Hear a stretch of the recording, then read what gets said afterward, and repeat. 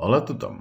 Ja hem vist com crear una Classroom, hem vist les seves seccions, però hem de veure molt clarament el sistema de fitxers que permet Google Classroom.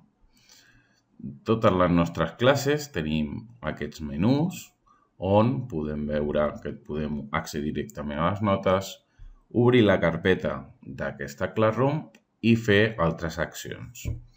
Si donem directament a obrir la carpeta, el que farà és accedir directament al sistema de fitxers de la nostra Classroom.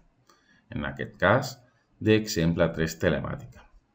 Una vegada que estem aquí, nosaltres podem treballar en aquesta unitat de Drive de Google Classroom i crear noves carpetes, per exemple, teoria.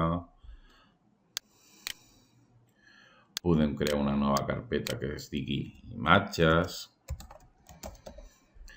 i tot el que nosaltres vulguem. Totes aquestes carpetes, en principi, ja tenen tots els permisos pel nostre alumnat, encara que tenim totes aquestes opcions per poder realitzar altres accions que nosaltres desitgem. És molt recomanable no tocar els permisos que per defecte dona Classroom i a mesura que tinguem moltes classes de Classroom podrem veure tots els seus sistemes de fitxer accedint aquí.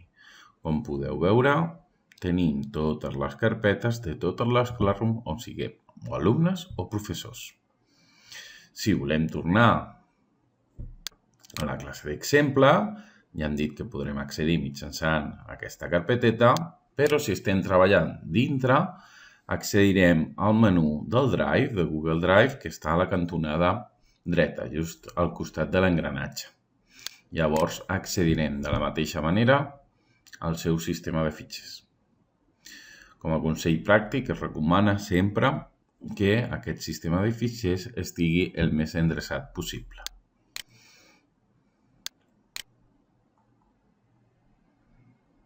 Una miqueta de paciència i aquí ho tenim.